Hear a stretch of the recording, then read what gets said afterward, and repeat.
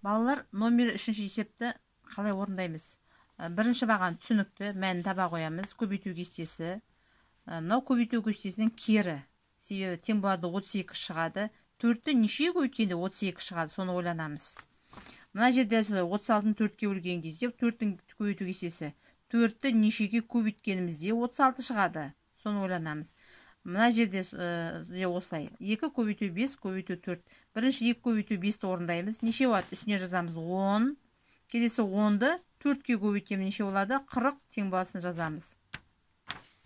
Мына жерде көбейтулер, барлығы көбейту осы рет-ретімен орындай береміз. Бірінші тұрған көбейтуді орындаймыз, сосын екінші тұрған көбейтуді орындайсыңдар.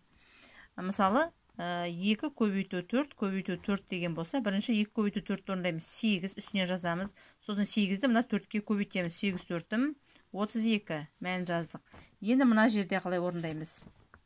4 көбейту 3 қосу 4 көбейту 4. Бұл жерде бірінші, міндетті түрде біз көбейтуді бірінші орындаймыз. Бұл жерде 2 көбейту тұр мінекей. 4 көбейту 3 және 4 көбейту 4. Біз алдымен мына көбейтуді орындаймыз. Бірінші тұрған көбейтуді орындаймыз. 4 көбейту 3-іміз 12. Келесі көбейтуге түсеміз. Енді мынаны орындаймыз. 4 көбейту 4 16. Екеуі жағында орындадық. Мінекей екі жағында орындадық. Ортасында бізге қосу қалды. Нені қосамыз? 3-ке 4-ті қосып жүрмейміз. Біз қосамыз. Мына шыққан екі санды бір-біріне қосамыз. 12-ге 16-ны қосамыз. Сонда 28 шығады. Дәл осылай. Мына жерде де сол. 2 көбейтуді орындаймыз, сосын барып азайтуды шығарамыз.